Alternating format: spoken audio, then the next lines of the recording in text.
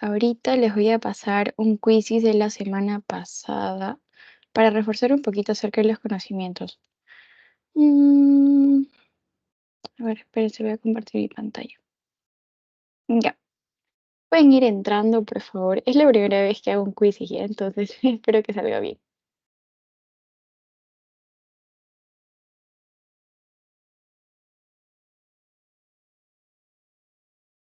Sí se ve, ¿verdad? ¿Me pueden confirmar eso, porfis?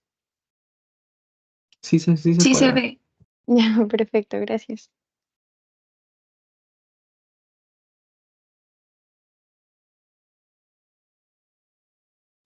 Que entren, chicos, por favor.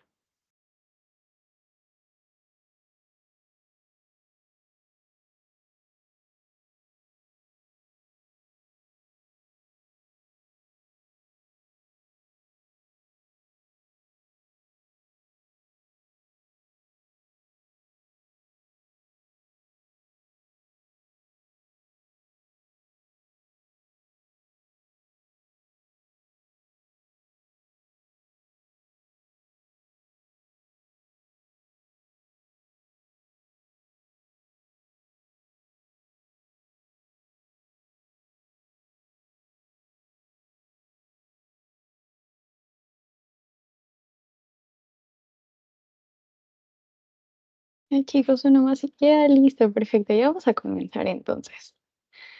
Am, ya bueno, me- voy a activar el sonido.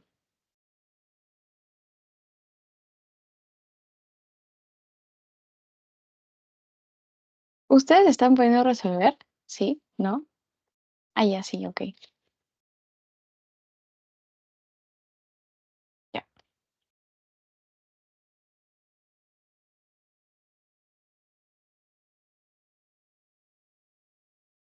Voy a dejar de compartir un ratito.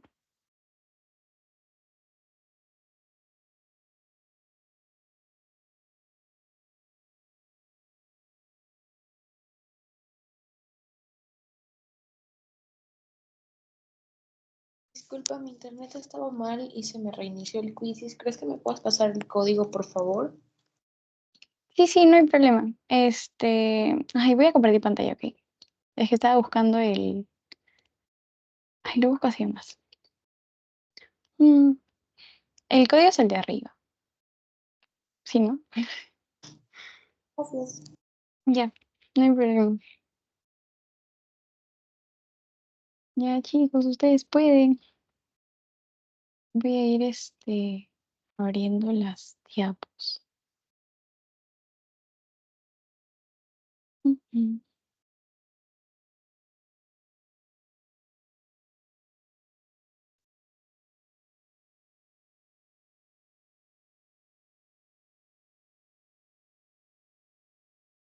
Y le voy a pasar a ustedes la diapo.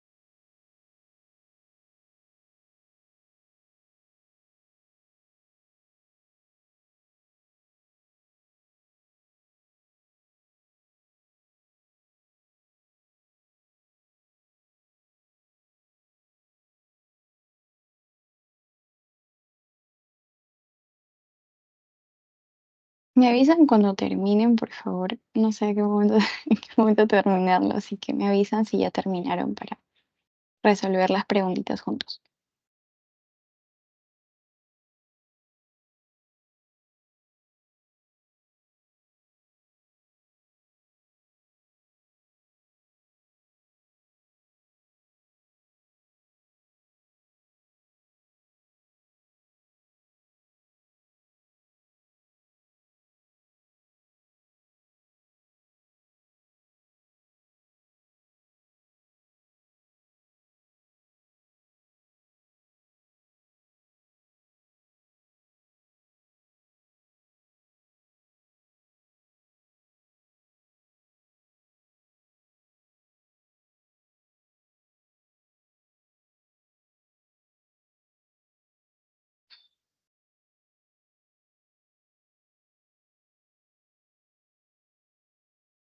Bueno, supongo que ya voy a terminar el quiz. Ay, ya.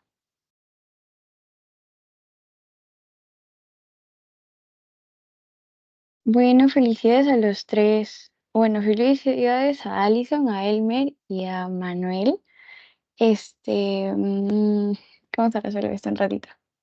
Ya, revisar preguntas. Ya. Em, bueno, primero tenemos, bueno, todas estas preguntas son con respecto al tema número 9 de hemorragias, ¿no? ¿Dónde se producen las plaquetas y quiénes son sus precursores? Ya, como habíamos hablado la semana, no, el martes, ¿dónde está? Ya, habíamos hablado de que las hemorragias, ¿no? Tienen varias causas, ¿no? Tenemos a los traumatismos, a los trastornos de la coagulación, a los trastornos plaquetarios, a los trastornos de los vasos sanguíneos. En este caso, estamos hablando de los trastornos plaquetarios. Primero, nosotros debemos saber que las plaquetas se van a producir en la médula ósea, que, bueno, va a estar dentro del hueso. Y el precursor de las plaquetas, es decir, el que va a hacer que las plaquetas pues nazcan o aparezcan, van a ser los megacariocitos, ¿no? Entonces, si nosotros, por ejemplo, hablando de los trastornos plaquetarios, tenemos una disminución en la médula ósea, tenemos que buscar una causa, que es la disminución de los megacariocitos, que es las células precursoras de las plaquetas, ¿no?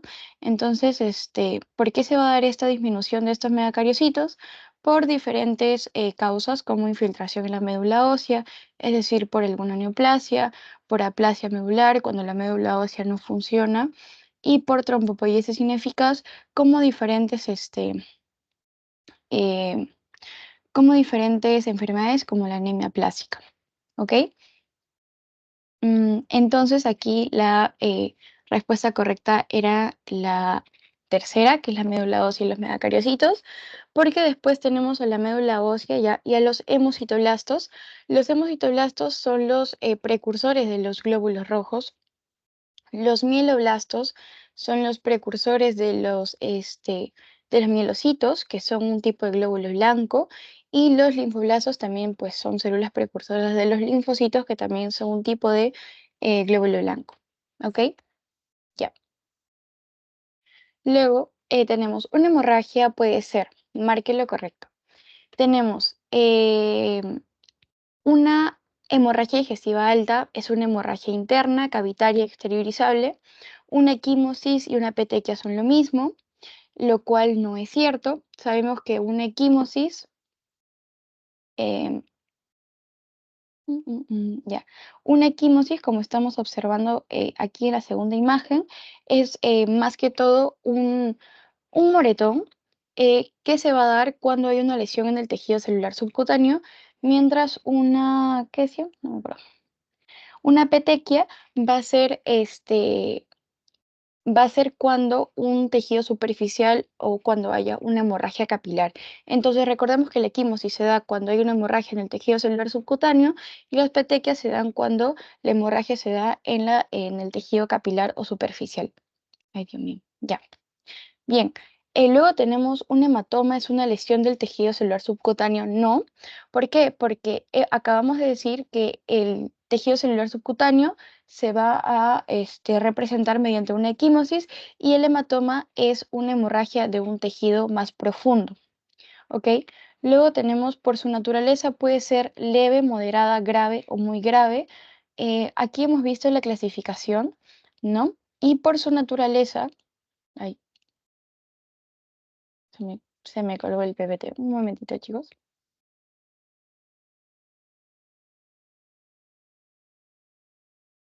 Mm, Ya. Entonces, por su naturaleza, vamos a poder observar que es externa o interna. Lo que estamos observando acá, que es leve, moderada, grave o muy grave, va a pertenecer a lo que es la clasificación según su gravedad o la cantidad de pérdida de sangre. ¿Ok?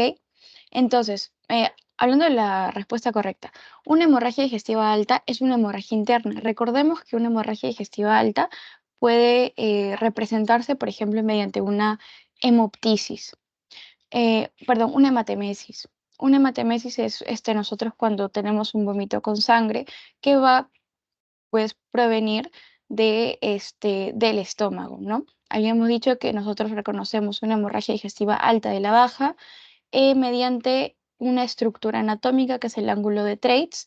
Entonces, si el sangrado está por encima de este ángulo, vamos a reconocer que es una hemorragia digestiva alta.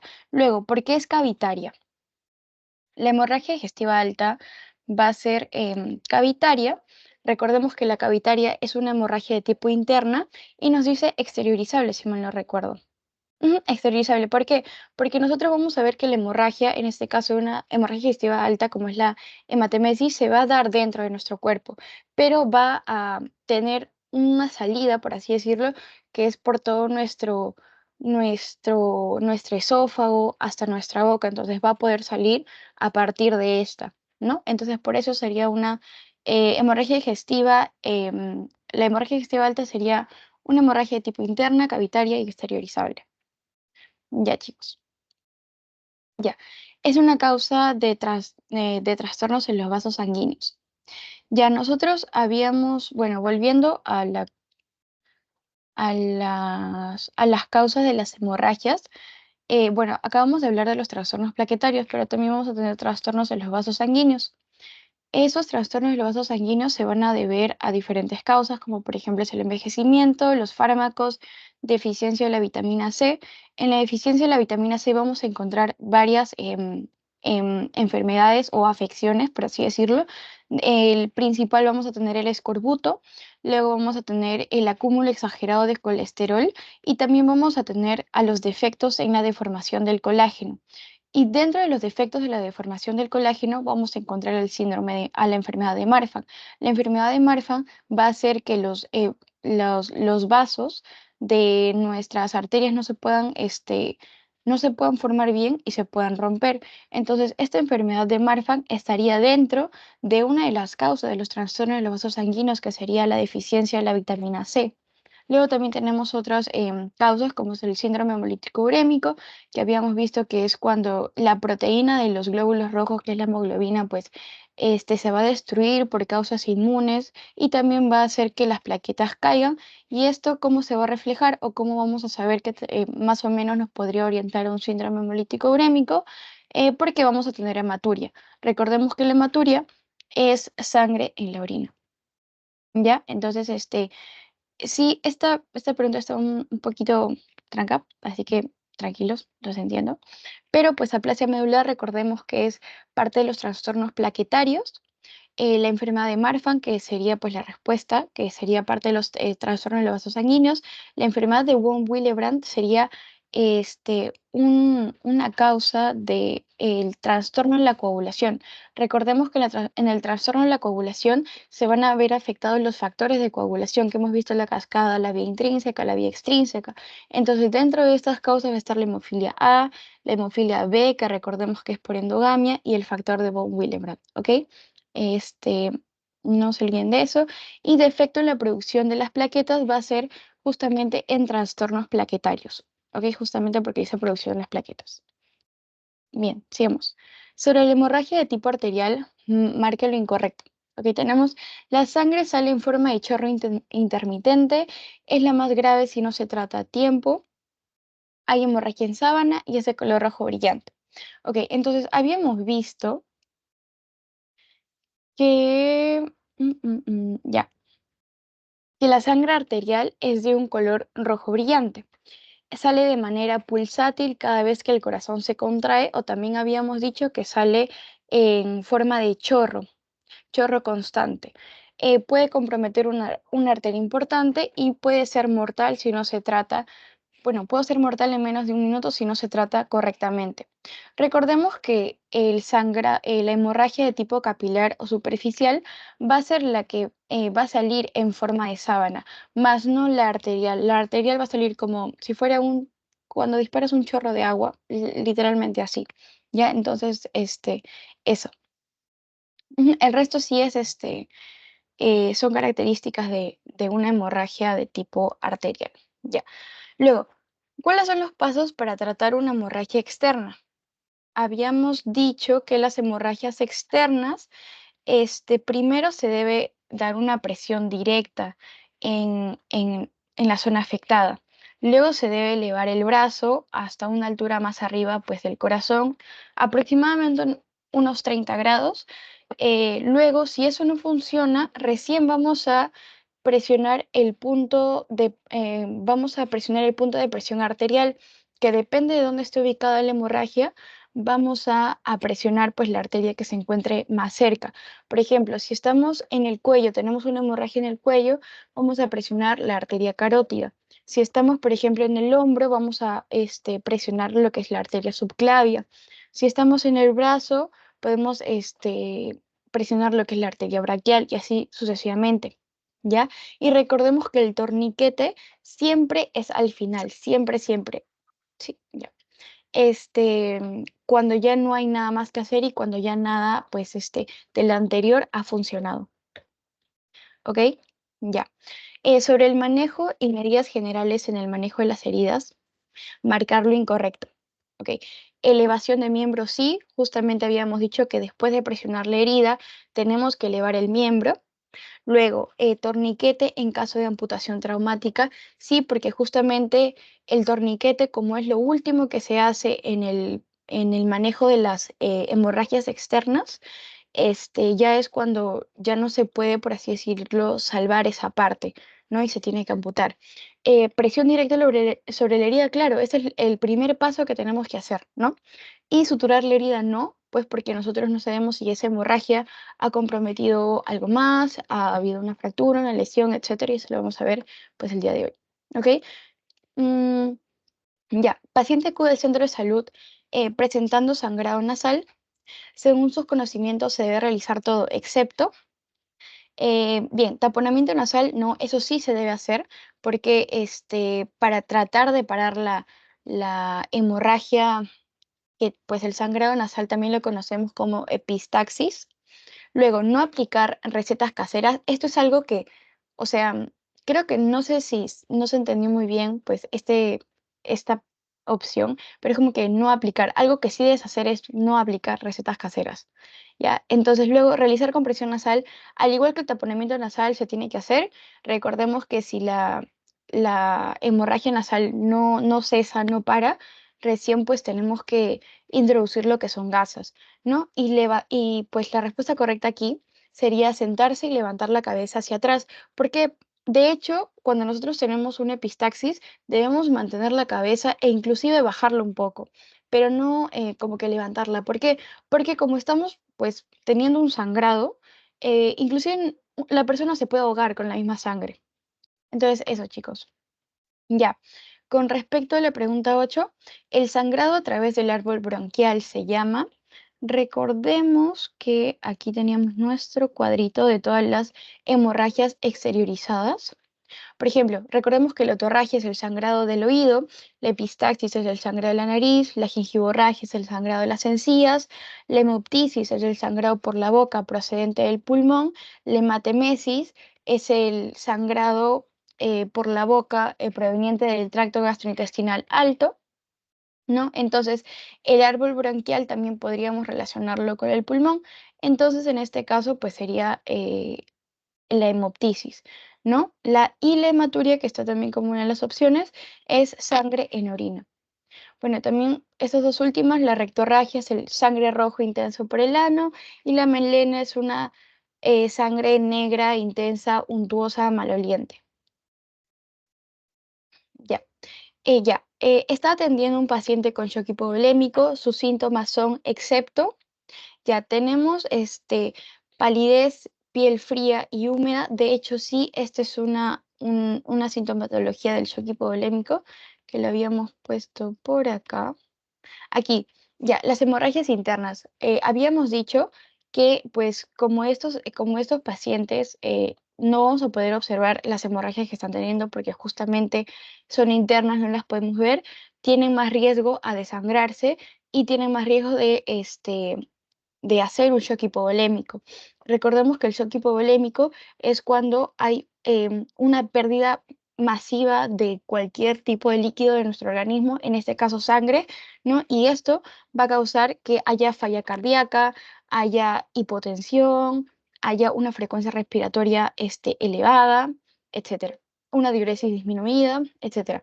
Bueno, entonces, no, quizá, claro, sintomatología. Vamos a tener que el paciente va a estar desorientado en el espacio, e incluso va a perder el conocimiento, va a estar intensamente pálido, va a tener una sudoración fría y pegajosa, va a haber un aumento de la frecuencia respiratoria que lo conocemos como taquimia, un pulso débil y rápido y un relleno o un llenado capilar superior a 2 segundos. ¿Ya? Entonces, pues hemos mencionado todos y cada uno de ellos y justamente uno de los tratamientos para este tipo de pacientes que están propensos a sufrir un shock hipovolémico es abrigarlos justamente porque como se les va a bajar tanto la presión, van a comenzar a tener escalofríos y temblores, ¿no? Y lo único que no está pues son las diarreas e hipo. Ya. Luego, el último, está atendiendo a un paciente con una herida penetrante en el abdomen, presuntamente tiene sangrado profuso, establecer la clase de shock hipovolémico, perdón, error de tipeo, que presenta con estas funciones vitales, una presión arterial baja, significa PA baja, una frecuencia cardíaca mayor a 120 latidos por minuto, un llenado capilar lento, una frecuencia respiratoria mayor a 20 y una diuresis entre 10 a 20 mililitros por hora. Bueno, nos están dando la opción de que sea un shock hipovolémico tipo 4, que no se pueda determinar, una clase 2 y una clase 3. Bueno, recordemos que nos están dando varias características, ¿no? Primero, la presión arterial baja. Ya, la presión arterial baja. Ya. Recordemos que en la clase 1, la presión arterial no va a sufrir ningún cambio. En la clase 2 la presión arterial de hecho va a subir, entonces podemos descartar la clase 2. En la clase 3 vamos a ver que la presión recién se va a comenzar a reducir o va a estar más disminuida. Y en la clase 4 ya la presión arterial va a estar muy baja o inclusive no se va a poder detectar. ¿Alguien quiere decir algo? Aquí, ya. Luego tenemos una frecuencia cardíaca mayor a 120 latidos por minuto. Luego acá. Ya. Vamos a tener en la clase 1, de hecho que te vamos a tener una taquicardia, en la clase 2 vamos a tener de 100 a 120, en la clase 3 vamos a tener 120 débil y en la clase 4 120 muy débil, ¿no? Acá específicamente con esta característica no nos puede como que llevar a muchas cosas, pero sí, por ejemplo, con la presión arterial. Luego tenemos el llenado capilar lento. Bueno, buscamos el llenado capilar y los que están lentos van a ser a partir de la clase 2. Lento mayor a 2 segundos, lento mayor a 2 segundos, en la clase 4 ya no se detecta. Entonces la clase 1 puede estar descartada. Luego tenemos la frecuencia respiratoria mayor a 20. Esto también nos está como que dirigiendo o orientando a qué clase de shock hipovolémico. No, por ejemplo, en la clase 1 la frecuencia respiratoria está normal, en la clase 2 va a haber una taquipnia, en la clase 3 ya no se especifica que hay una taquimia mayor a 20 y en la clase 4 hay una taquimia también mayor a 20. Y con lo que sí ya podemos como que sí o sí saber con certeza qué clase de shock hipovolémico es mediante la diuresis, que nos están diciendo que está entre 10 a 20 mililitros por hora. Entonces, si nosotros nos vamos a la parte de la diuresis, vamos a ver que la clase 1 va a estar mayor a 30, la clase 2 va a estar de 20 a 30 y la clase 3 va a estar de 10 a 20, justamente lo que nos están diciendo acá. Y la clase 4 pues va a llegar de 0 a 20, ¿ok? Entonces sería una clase 3. Bueno, eso sería todo con el repasito de la clase pasada. Voy a dejar de compartir, espero que se haya podido entender un poquito mejor y vamos a comenzar con la clase del día de hoy. Igual si tienen alguna duda o pregunta me lo pueden hacer saber.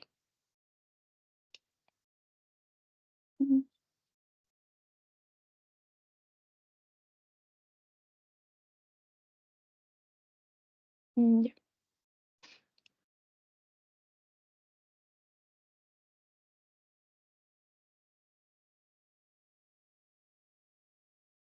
Ya. Ya, chicos, sí se puede ver, ¿verdad? Les pasé por el chat del grupo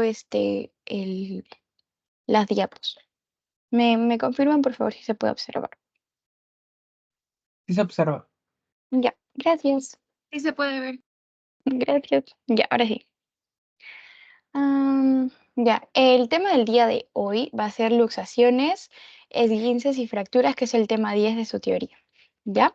Entonces, primero vamos a comenzar definiendo algunas cositas que nos van a ayudar con todas las lesiones que vamos a ver el día de hoy. Por ejemplo, primero tenemos las articulaciones. Las articulaciones va a ser una estructura que se va a formar cuando haya una conexión o un encuentro entre dos huesos próximos, ¿ok? La función de esta articulación o sea, la articulación va a servir como punto de unión del esqueleto, por eso es que se van a unir los huesos, ya. Van a producir movimientos mecánicos como la elasticidad y la plasticidad. La plasticidad articular es la capacidad de los músculos, tendones y ligamentos para deformarse y adoptar nuevas formas, ¿ok? Entonces, acá les he traído pues un poquito varios tipos de articulaciones que no es necesario que se lo aprendan, solamente pues quería que vean. Por ejemplo, tenemos el primer tipo de articulación, que son las articulaciones en pivote, que es como si estuviéramos enroscando algo. Esto lo podemos encontrar en las articulaciones entre vértebras. Por ejemplo, aquí tenemos un ejemplo de las primeras dos vértebras de la columna vertebral, que sería el atlas y el axis. ¿Ya? Luego vamos a poder observar, por ejemplo, en la parte del hombro, la articulación esférica. Es como si trataras de encajar algo, ¿no?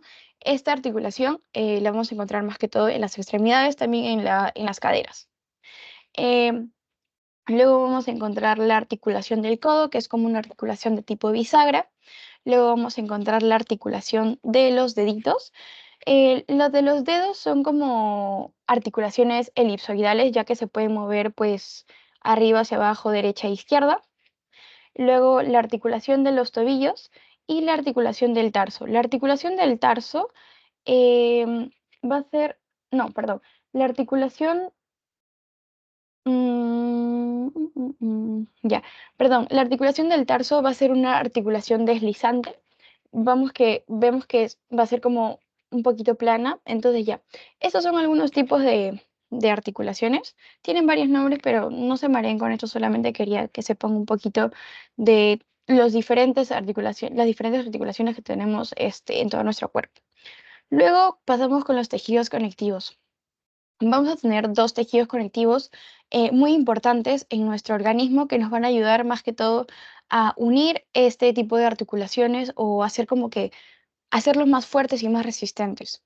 Primero tenemos los ligamentos. Los ligamentos van a ser bandas resistentes y elásticas que van a ser pues de origen de tejido conectivo. ¿Cuál es su función? Van a unir a los huesos, o sea, van a unir hueso y hueso que forman parte de una articulación. Por ejemplo, ay, ya. Aquí vamos a tener la cabecita de un huesito. Ay, perdón, no sé dibujar. Ya. Eh, Más adelante vamos a ver cuál es el nombre concreto de estas partes de los huesos, porque justamente lo vamos a necesitar para la clasificación de tipo de fracturas. Y aquí está, pues, la otra cabecita de otro hueso. Ya. Entonces, estos, de por sí, estos dos, ya, de por sí, estos dos huesos en la parte de acá va a ser como un sitio de unión. Entonces, esta parte de acá, por ejemplo, va a ser lo que es nuestra articulación, ¿ok? Y aquí también van a entrar lo que son los ligamentos. Voy a poner otro color, perdónenme. Ya, los ligamentos, por ejemplo, van a estar aquí los ligamentos, así, van a unir huesito con huesito. Y también los van a unir de manera lateral. Ya, así. ¿Ok? Y los tendones van a unir los músculos a los huesos. ¿Cuál va a ser la función de los tendones? va a ser transmitir la fuerza de contracción muscular para producir un movimiento. Recordemos que cuando un músculo se contrae, también pues se va a contraer justamente el tendón que lo está sosteniendo al hueso. Y por ejemplo, nosotros vamos a ver más adelante, ¿no? Cuando hay esguinces o cuando hay desgarros, los desgarros justamente se pueden asociar al... Ay, ¿alguien levantó la mano? ¿Tienen alguna pregunta?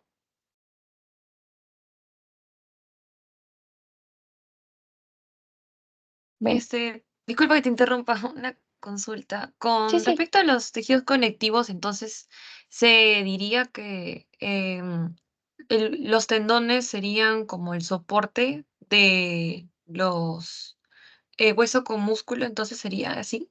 Y los Exacto. ligamentos serían como que el, como un freno para la articulación, los ligamentos. Ajá, exacto. Mira, por ejemplo, los huesitos, ya, imaginemos primero, ya, nada del tejido conectivo, solamente tenemos las articulaciones. Ya, las articulaciones, por así decirlo, van a ser las uniones de hueso y hueso. Pero esas articulaciones, pues, no tienen nada, pues, que los soporte, ¿no? O que los mantenga, por así decirlo, estables. Así lo relaciono yo. Entonces, a eso o esa va a ser la función de los ligamentos. Aparte de que los huesos van a estar, por así decirlo, unidos mediante las articulaciones, también van a tener un soporte extra que van a ser los ligamentos que los van a unir aún más. Y los tendones, sí, perdón, me olvidé mencionar la función de los ligamentos. Y los tendones, pues justamente sería la unión del hueso con el músculo que pues iría encima del huesito. ¿Me deja entender? Sí, muchas gracias. Ya, ok, perfecto. Ya, entonces no nos confundamos, los ligamentos van a unir hueso con hueso y los tendones van a unir hueso con músculo. Ya, espero que esté hasta ahí todo bien. Vamos a pasar a la siguiente diapo. Ya, luego, una vez sabiendo esto, vamos a tener lesiones en los huesos, articulaciones, tendones, ligamentos y músculos. MS es músculos, ¿ok? Estas lesiones van a ocurrir con frecuencia. Van a ser dolorosas, pero raramente mortales. Algunas van a ser más dolorosas que otras. Luego, las principales lesiones van a ser lo que vamos a ver hoy día: fracturas, esguinces, luxaciones, calambres y desgarros. Bueno, esas dos últimas no tanto las vamos a ver. Y a veces son difíciles de distinguir. Por ejemplo, nosotros estamos viendo una persona, por ejemplo, su tobillo está inflamado y a simple vista, pues nosotros no somos, no sé, no somos rayos X para poder observar si se ha roto el hueso, si solamente se ha dislocado o si solamente, pues, se ha dado un golpe muy fuerte y no puede caminar. Entonces, mucho ojo, chicos. Cuando nosotros no estemos seguros de qué tipo de lesión es o es la que está teniendo una persona en ese momento, o sea, si no sabemos diferenciarlo, si es un esguince, una luxación o una fractura, debemos tratarla sí o sí como si fuera una fractura. ¿Por qué? Porque es mejor tratar una lesión de la manera más delicada posible, siguiendo o como que siguiendo las normas de una de las lesiones más graves, por así decirlo, que es una fractura, que los pasos para el manejo de las fracturas es más delicada que para un esguince o una luxación. Preferentemente, de preferencia, se hace eso en vez de, por ejemplo, pensar de que es una luxación y tal vez ser una fractura pues interna y podamos empeorar el estado del paciente. ¿Ok? Entonces, siempre cuando no sepamos qué tipo de lesión es, tratarla como una fractura. Ya. Entonces, esto me pareció interesante porque estaba en su TEO. Ay, ya. Entonces, primero vamos a ver los ligamentos de la rodilla. Esto no se lo tiene que aprender, sino que, bueno, me parece interesante, entonces, para que sepan un poquito más acerca de qué es lo que le da la estabilidad, ¿no? A esta parte de nuestro cuerpo, que es un poquito rara anatómicamente. Ya. Primero tenemos nuestros ligamentos. Estamos viendo la rodilla como si lo estuviéramos viendo desde la parte de atrás. Entonces, primero tenemos nuestros ligamentos. Tenemos un montón, pero los más importantes acá van a ser el ligamento colateral lateral, el ligamento cruzado posterior y el ligamento cruzado anterior. Estos tres van a ser lo que les van a dar más estabilidad a nuestra rodilla. Y justamente estos tres ligamentos van a ser los que más se van a lesionar, por ejemplo, en actividades deportivas como es el fútbol. ¿Ya? Ya. Entonces vamos a poder observar la anatomía de la rodilla. La anatomía de la rodilla pues va a estar compuesta por un montón de piezas anatómicas. Los más importantes, o primero definamos los huesos que forman la rodilla: el fémur, la tibia y la patela, que es la rótula, que es un huesito plano que está adelante, y ya, nada más, esos tres. Luego también podemos observar en la parte de acá el peroné, pero no, no forma parte de la rodilla propiamente dicha, sino como que está por ahí, pero no llega a ser parte. Entonces, hablando un poquito acerca de todo esto, vamos a tener, por ejemplo, los cartílagos articulares. Los cartílagos articulares, si lo podemos observar aquí, van a ser esta línea blanquecina media amarilla, ¿no? ¿Ya? Ay, Dios mío, ya.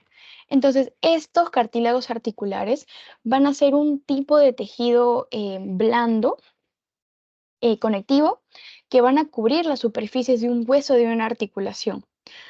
Porque, bueno, simplemente la articulación es el nombre que nosotros le damos a la unión de un hueso con hueso, pero pues no pueden estar en fricción, porque si no, pues va a haber un dolor terrible que después lo vamos, por ejemplo, cuando hay netamente un contacto hueso con hueso, esto causa a la persona un dolor sumamente severo y terrible, que es parte de una artrosis grave, ¿ya?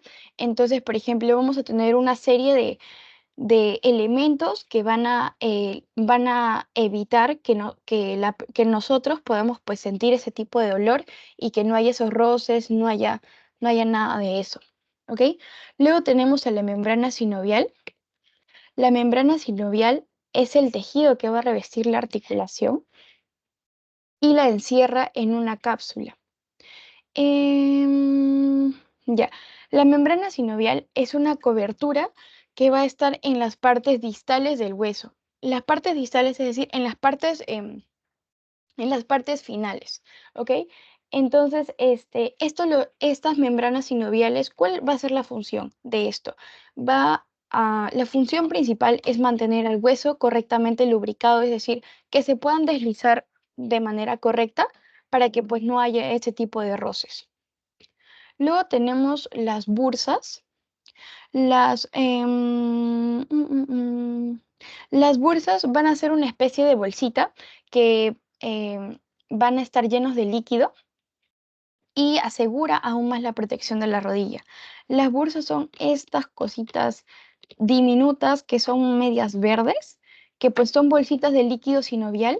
Entonces esto le va a dar aún mayor protección a la rodilla, porque la rodilla es una parte muy frágil, ¿no? Luego aquí tenemos otra bursa. Perdone, chicos, ahorita vuelvo. Mi gato está queriendo salir de mi cuarto.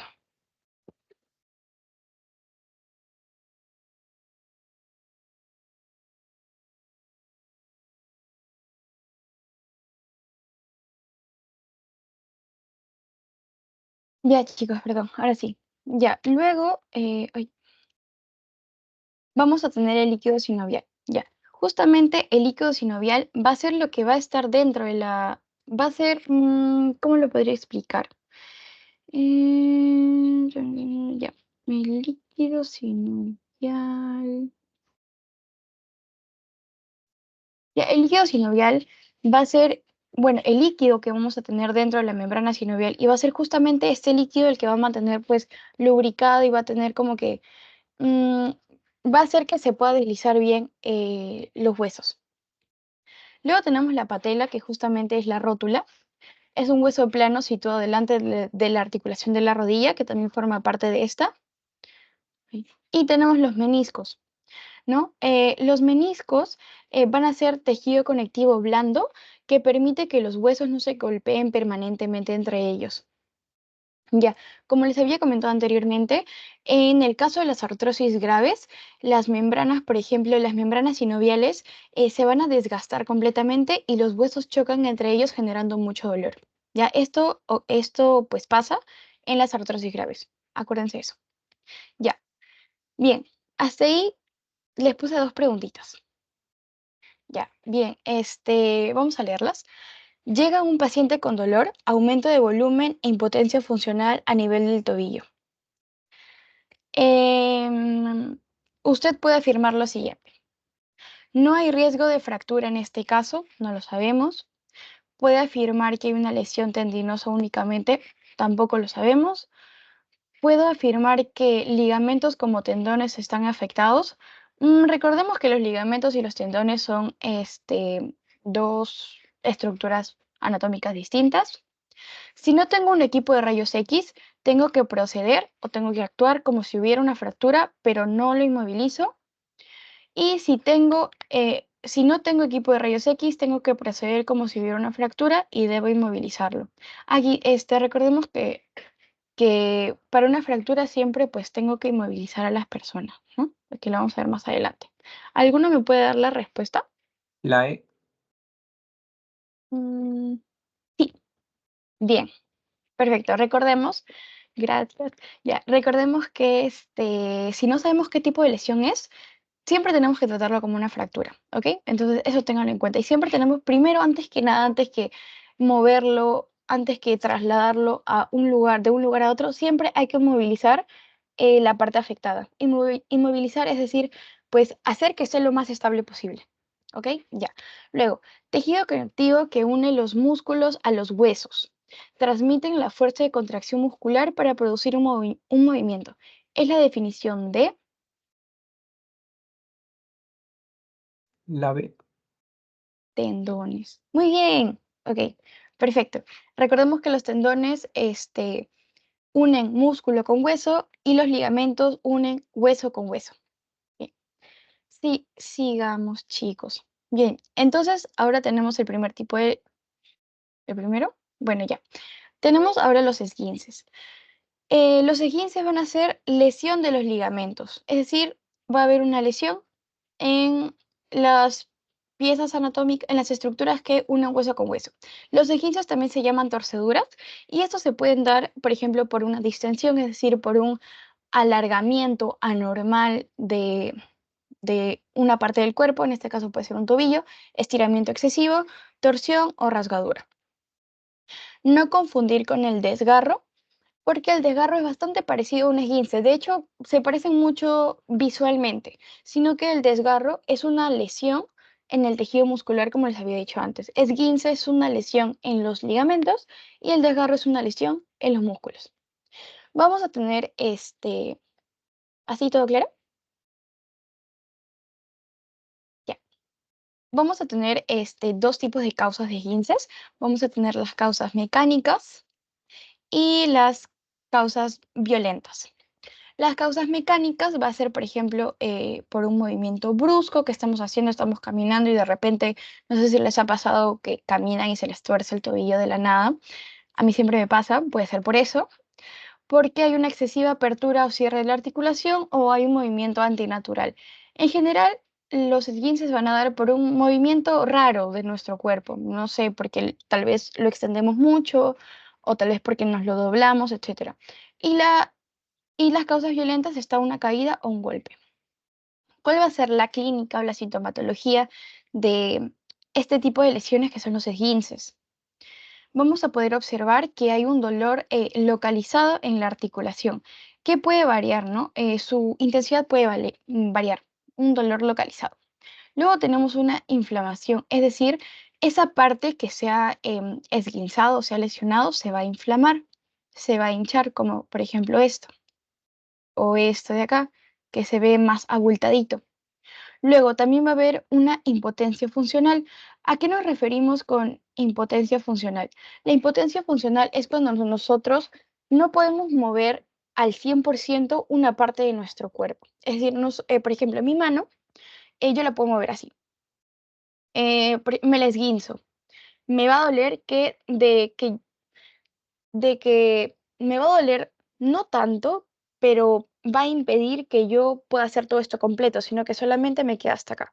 Eso es una impotencia funcional, pues en este caso parcial, porque vamos a ver en próximas lesiones que va a haber una impotencia funcional pues total. Luego va a haber equimosis, moretones. horas después del accidente, como estamos observando aquí y también aquí. Y parálisis temporal, es decir, vamos a tener como que por un momento tieso nuestra parte esguinzada. ¿Por qué? Porque justamente por el dolor, porque se va a inflamar, porque van a haber hematomas, van a haber equimosis, etc. ¿Ya? Luego tenemos la clasificación de los esguinces. Vamos a tener 3 grados. El grado 1, el grado 1 también va a ser llamado entorsis. Va a haber una distensión parcial del ligamento, es decir, como que el ligamento se va a estirar, nada más, solamente se va a estirar, va a doler un poquito, pero no es como que se va a romper. No hay rotura ni arrancamiento del hueso, la articulación obviamente va a estar hinchada, va a haber un dolor variable y los movimientos que podemos hacer van a ser normales. O sea, nos va a doler un poquito, ¿no? Pero igual podemos hacer todas nuestras actividades de manera normal. Luego vamos a tener el grado número 2, que es una rotura parcial o total de los ligamentos. Va a haber un dolor intenso y la recuperación de este tipo, de este grado 2, va a ser una recuperación total, pero requiere mayor tiempo de tratamiento. Por ejemplo, inclusive ir a terapia física. Luego el grado 3 va a haber una rotura total del ligamento con arrancamiento óseo.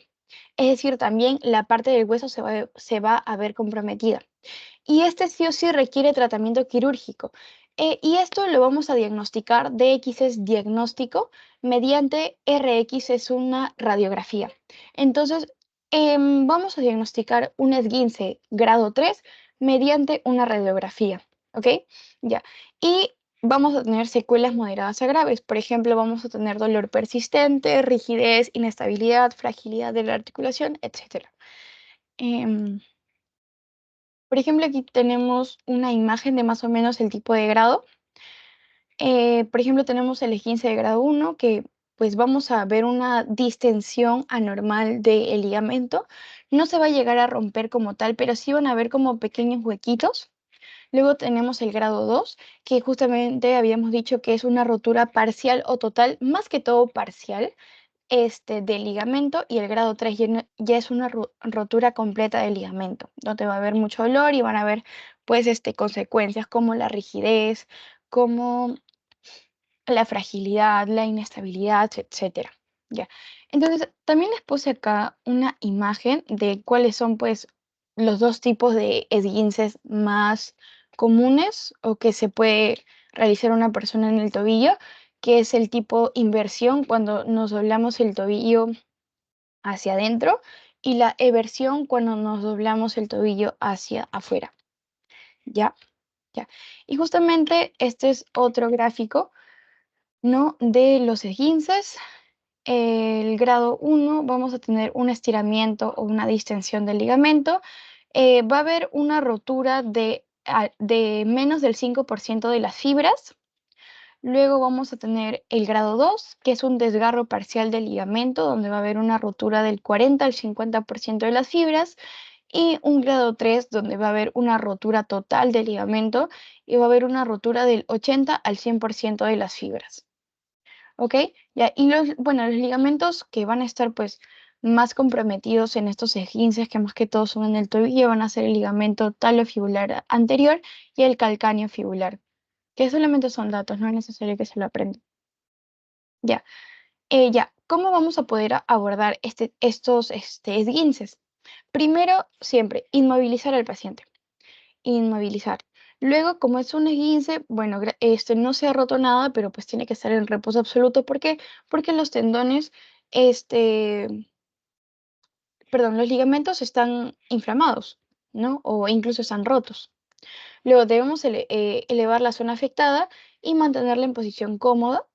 Luego, compresas frías en el momento. ¿Para qué? Para que la inflamación pueda disminuir, y se recomienda evaluación en centro asistencial, de repente para que le den un analgésico, etc. Ya. Tenemos otras dos preguntas. Ya. La primera, en un esguince de grado 3, señalar lo correcto. Consiste en la rotura parcial de los ligamentos. Como hay rotura parcial de ligamentos, requiere mayor tiempo de tratamiento.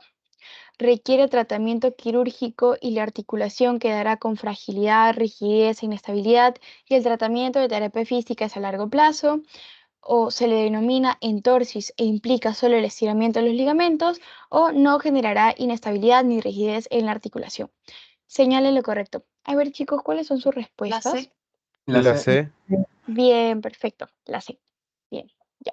Entonces, recordemos que el esguince grado 3 es como que la rotura total del ligamento, va a haber un dolor muy severo, vamos a tener también consecuencias graves por parte de los ligamentos. Ya. Y la segunda pregunta, la entorsis es una luxación del platillo tibial, es un esguince grado 1, una fractura pediátrica, un desgarro muscular o un esguince grado 2. La B. La B. Perfecto, un esguince grado 1. La entorsis es pues el otro nombre del esguince grado 1. Perfecto, chicos. Sigamos. Ahora vamos con las luxaciones. Las luxaciones también van a ser llamadas dislocaciones y pues estas van a ser las separaciones permanentes de dos partes de una articulación. Es decir, nosotros teníamos nuestros dos huesitos. Entonces, ¿qué va a ser una luxación? Que esos huesitos se separen y se queden literalmente así como estamos observando en esta imagen de acá. ¿Ya? Ya. Va a haber compromiso de ligamentos y de la cápsula articular por un trauma grave. Nosotros, ¿a qué denominamos cápsula articular? A justamente esto de acá, a este huequito. Em, bueno, esta articulación se llama articulación glenohumeral y justamente pues es como habíamos dicho, es de un tipo de articulación que se encaja.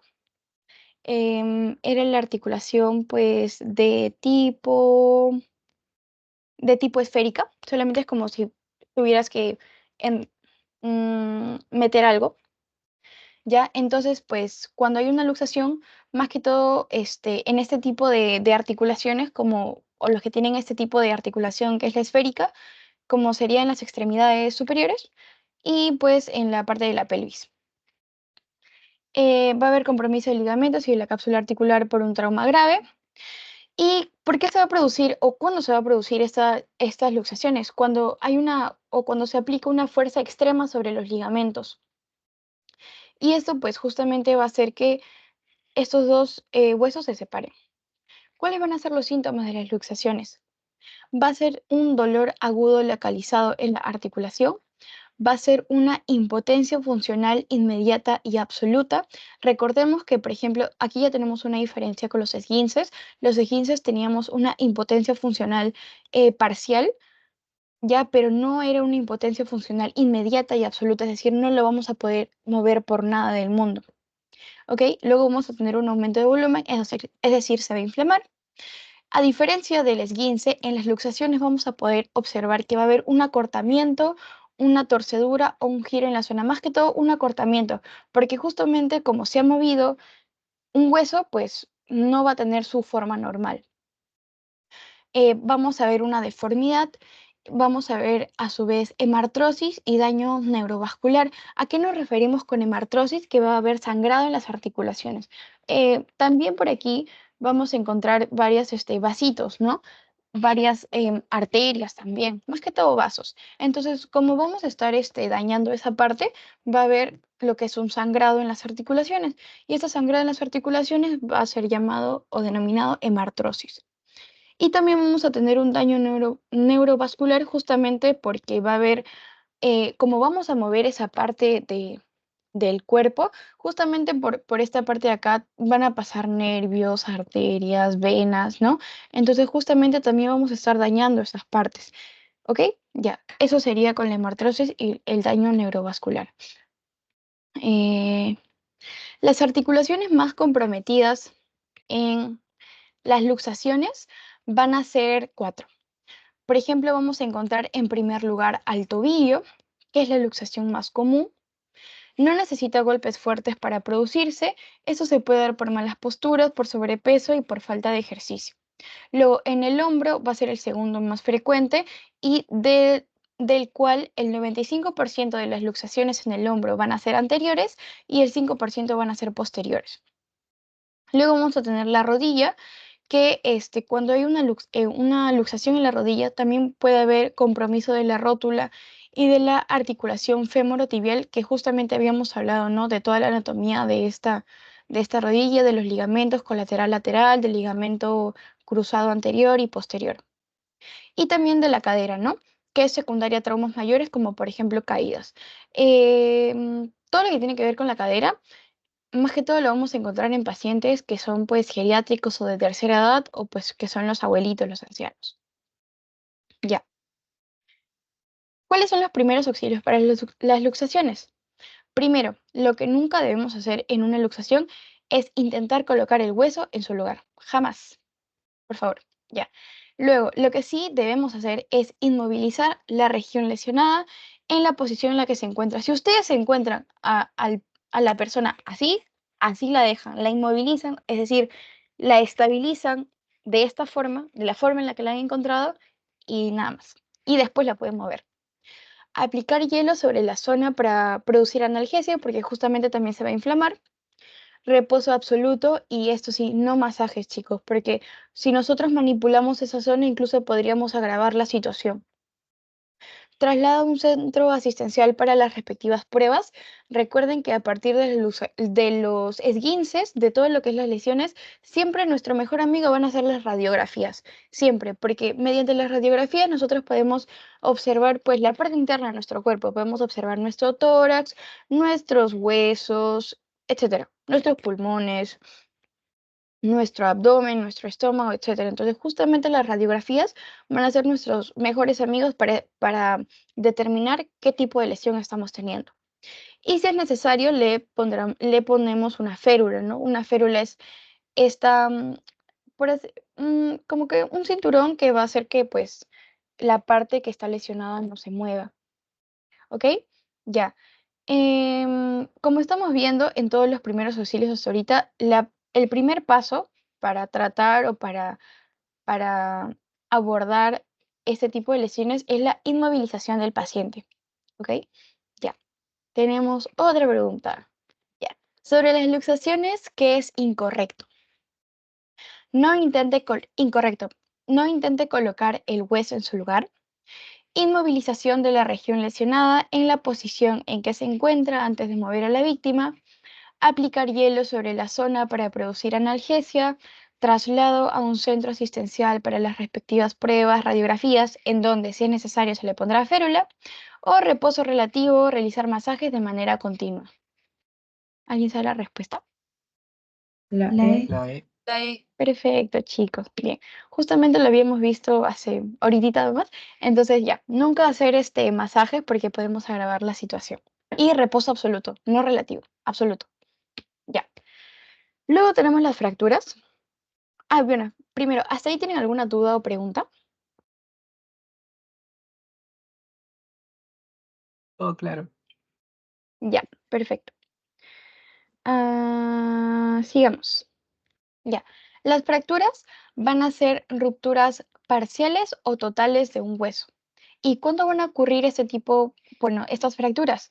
Cuando vamos a aplicar más presión de lo normal a un hueso, más de lo que este huesito pueda soportar. ¿Cuáles van a ser las causas? Golpes, fuerzas o tracciones excesivas, incluso las caídas. Por ejemplo, nosotros acá, bueno, puse una imagen que pues, justamente las fracturas más comunes en las personas geriátricas o las personas adultas mayores, abuelitas, van a ser las fracturas de cadera o las fracturas de pelvis. Justamente estas personitas de la tercera edad van a ser personas más frágiles. Entonces, justamente porque son más frágiles, pueden pues fracturarse con mayor facilidad. Ya. Vamos a tener los tipos de fracturas. Primero vamos a tener la fractura de tipo transversa. Estas van a ser fracturas cuyo trayecto es perpendicular. Es perpendicular al eje mayor del hueso. Generalmente va a ser provocada por un golpe directo y no se desvían fragmentos óseos. Como vamos a observar en otros tipos de fracturas, estos no se van a desviar, solamente como que va a haber una línea transversal, una línea perpendicular, perdón. ¿Ya? Estas son de fácil reducción y van a ser estables, lo que hace que su tratamiento sea fácil y tiene un diagnóstico favorable. Luego tenemos las fracturas lineales. Las fracturas lineales también, al igual que las fracturas transversales, van a, primero van a como que hacer una línea y van a ser paralelas a la forma del hueso. O sea, si el hueso va como que de manera de arriba hacia abajo, las fracturas lineales también van a seguir esa forma. Luego, al igual que las fracturas transversas, son de fácil reducción y son estables y no necesitan una cirugía. Vamos a ver que estas fracturas pueden solucionarse, por así decirlo, de dos maneras, con cirugía o sin cirugía, y tienen un nombre específico. Y bueno, nada más. Luego tenemos la oblicua compuesta y la oblicua descompuesta. La oblicua compuesta también es llamada oblicua sin desplazamiento. Bueno, esta es una rotura del hueso de forma diagonal, ¿ya? Y van a ser causadas por traumatismos directos, como por ejemplo un gran impacto o un gran peso en el hueso mediante algún mecanismo de flexión del hueso o mediante un desplazamiento, ya, perdón, mediante algún mecanismo de la flexión del hueso. Ya. Aquí no va a haber un desplazamiento de la fractura y esto va a significar que pues estas dos partes no van a separarse el uno del otro, sino van a estar rotos de manera oblicua, pero no se van a separar, a diferencia de la oblicua descompuesta. Que esta oblicua descompuesta incluso puede ser una fractura de tipo externa, que puede traspasar la piel y que puede sangrar. ¿Ok? A ver, algo más de la oblicua descompuesta. Sí existe una separación de ambas partes de los huesos y hay un mayor compromiso de los tejidos justamente porque como se van a separar, pues puede haber ahí otra lesión muscular, etc. Luego la espiroidea, vamos a tener que va a ser, se va a realizar este tipo de fracturas cuando haya como que, cuando se quiera realizar como que un giro o algo parecido. Luego tenemos la fractura de tipo tallo verde. Este tipo de fracturas es muy común, es muy común en los pacientes pediátricos, es decir, en los niños. Por ejemplo, nosotros nos dan un caso clínico de un niño, por ejemplo, de 8 años y al final nos preguntan, pues, nos dicen, un niño de 8 años por una gran caída sufre una fractura. ¿Cuál es la fractura más probable que tenga? Siempre pensemos en tallo verde, porque el tallo verde casi siempre está en los niños. Y la conminuta es un tipo de fractura donde pues se va a romper el hueso, pero no solamente en dos partes, como hemos visto en el resto de fracturas, sino en varias partecitas. Se va a hacer como se va a pulverizar esa parte. Entonces nosotros vamos a considerar a una fractura como una conminuta cuando observemos más de 3 fragmentos. Ya, ok, entonces recapitulando. Las transversas y las lineales van a tener un pronóstico favorable, no necesitan o su reducción no es tan complicada. Cuando hablamos de reducción es que su manera de manejarlos o de tratarlos, o sea, es como que su tratamiento. Luego, la oblica compuesta va a ser una lesión de tipo oblicua, va a ser como que en diagonal, pero ¿cuál va a ser la diferencia entre la oblicua compuesta o y la descompuesta? Es que en la compuesta vamos a ver que estos huesos no se van a separar, es decir, no hay un desplazamiento. Y en la oblicua descompuesta sí hay un desplazamiento y justamente porque hay un desplazamiento, vamos a también poder comprometer tejidos, inclusive pueden empezar a sangrar. Luego tenemos la espiroidea, que es, por ejemplo, cuando hay una torsión de manera como que mm, espiral, circular. Luego tenemos el tallo verde, que es muy común en los niños. Y luego tenemos la conminuta, ¿no? La conminuta es una fractura que tiene muchos segmentos y que está pulverizada, ¿ya? ¿Cuáles van a ser los síntomas de la fractura? Va a ser el dolor, la disfunción y la deformación. También tenemos más síntomas, pero estos tres van a ser los que nos van a orientar específicamente a una fractura. El dolor la disfunción muscular, es decir, no vamos a poder mover para nada el músculo y la deformación de este. ¿Ok? Ya. Ya. Luego tenemos la clasificación de las fracturas. Por ejemplo, primero vamos a tener las fracturas por su etiología. Vamos a tener a las traumáticas, a las patológicas por fatiga de marchas, también llamada por estrés, y las de tipo obstétricas. Las traumáticas van a ser casi todas las fracturas, no sé, por ejemplo, nos caemos, nos golpeamos, nos golpean, etc. Luego tenemos las patológicas, que por ejemplo podemos encontrarlas debido a una enfermedad. Por ejemplo, podríamos tener una osteomielitis, una artrosis, una artritis, más que todo una artritis. Esto hace que nuestra densidad del hueso disminuya, es decir, nosotros tenemos una determinada densidad. Cuando esta densidad disminuye, nuestros huesos se van a volver más débiles y van a tender a romperse más rápido. Entonces puede ser por eso. Luego tenemos la fatiga de marchas, que también es llamada por estrés.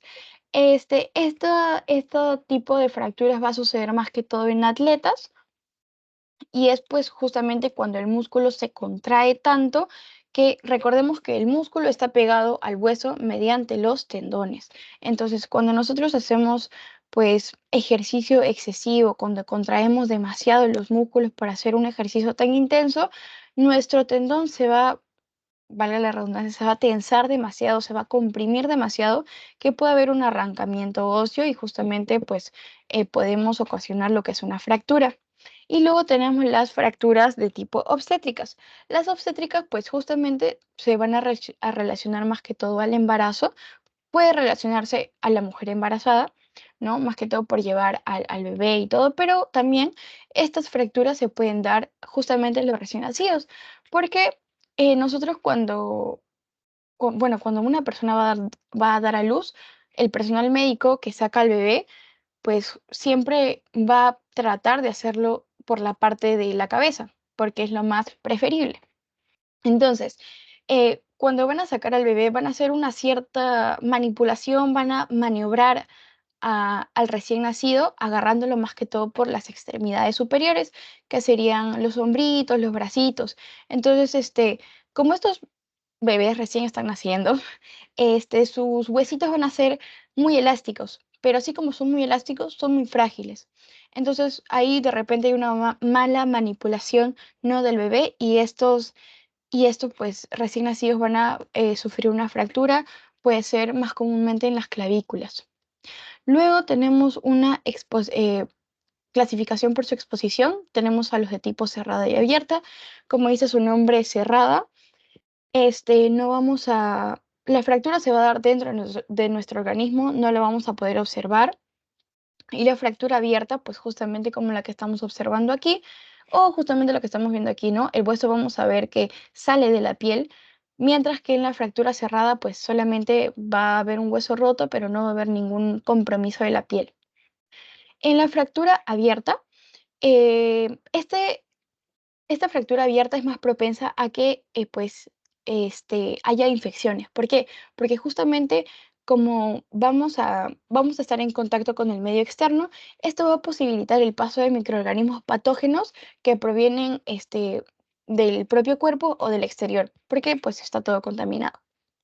Luego, otro tipo de clasificación es por la ubicación del hueso. Tenemos la fractura epifisiaria, diafisiaria y metafisiaria. Ya, bueno, ¿qué son esos nombres? No sé. Bueno, ya. Entonces, primero, para poder entender un poco este tipo de fracturas, debemos saber las partes del hueso. Básicamente son tres. Tenemos más que todo esto en huesos largos, como es el fémur, por ejemplo. Vamos a tener en los huesos largos un total de tres partes. Vamos a tener a la epífisis, que justamente es la cabeza del hueso, que serían los extremos, la metáfisis, que sería el cuellito, que es la parte que va a unir la cabeza con todo el tronco, con toda esta parte larga de acá, y la diáfisis, que justamente sería el cuerpo del hueso, que sería esa parte larga. Entonces tenemos tres partes del hueso que son las más importantes: la epífisis, que es la cabeza; la metáfisis, que es el cuello; y la diáfisis, que es pues todo el cuerpecito. Y justamente acá se repite lo mismo: metáfisis, el cuellito, y la epífisis, pero por la parte de abajo. Ya, una vez sabiendo esto, vamos a tener tres tipos de fracturas. La epifisiaria, que se va a dar justamente en los extremos del hueso y va a ser de una localización intraarticular, porque recordemos, ¿no?, que en los extremos, justamente en los huesitos, se va a dar lo que son las articulaciones. Luego tenemos las fracturas diafisiarias, que son pues las fracturas del cuerpo de nuestro hueso. Ahí pues no va a haber tanta irrigación sanguínea. Y luego tenemos las fracturas metafisiarias, que serían las fracturas del cuellito, que pues esa parte sí está bien irrigada y pues tiene o hay más tendencia al sangrado. Y luego tenemos, según su causa, un trauma directo, un trauma indirecto, por aplastamiento o por fatiga espontánea. Cuando hablamos de trauma directo, por ejemplo, es cuando nosotros recibimos un golpe, por ejemplo, se me ocurre, en el fútbol, siempre hay fracturas. ¿Por qué? Porque de repente o sea, de un patadón, no sé, te dan en la pierna. Eso es lo que llamamos un trauma directo, que justamente es directo al hueso. Luego tenemos un trauma indirecto, que esto, por ejemplo, ocurre cuando, por ejemplo, nos caemos. Cuando nos caemos, nos tropezamos, por ejemplo, caemos apoyando la rodilla para que supuestamente no se nos lesione otra parte de nuestro cuerpo, pero tal vez en ese momento nos caemos de rodilla y también doblamos nuestro tobillo. Entonces, vamos a tener, y justamente y para nuestra mala suerte, se fractura nuestro tobillo. Directamente no hemos provocado un golpe en ese tobillo, pero por causa de que nos resbalamos y pues nos apoyamos con la rodilla, el tobillo se fracturó. Ese sería un tipo de trauma indirecto. Por aplastamiento. Mm, por aplastamiento, recordemos que, por ejemplo, en la clasificación de heridas también tenemos heridas por aplastamiento. Las heridas por aplastamiento es cuando ya la piel está hecho literalmente puré, pero no, este es otro tipo de aplastamiento. Este aplastamiento, bueno, nos vamos a referir que cuando el hueso va a recibir una fuerza de forma axial. ¿A qué nos referimos con que recibe una fuerza de forma axial?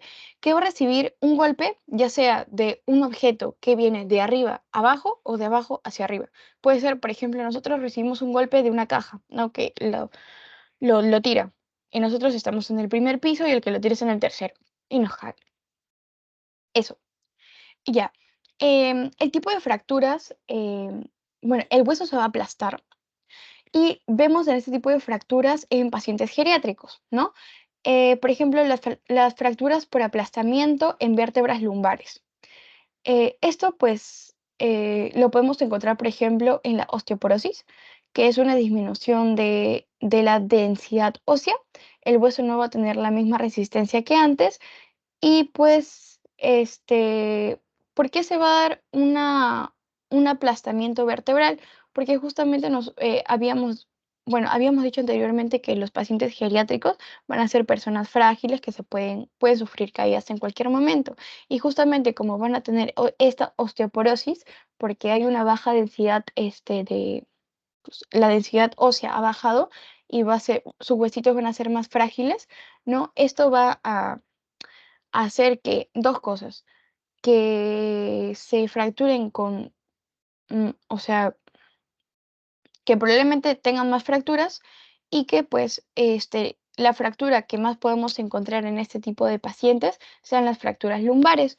¿Por qué? Porque las fracturas lumbares, o más que todo nuestra columna vertebral, es el encargado, ¿no?, de soportar todo nuestro peso de manera constante.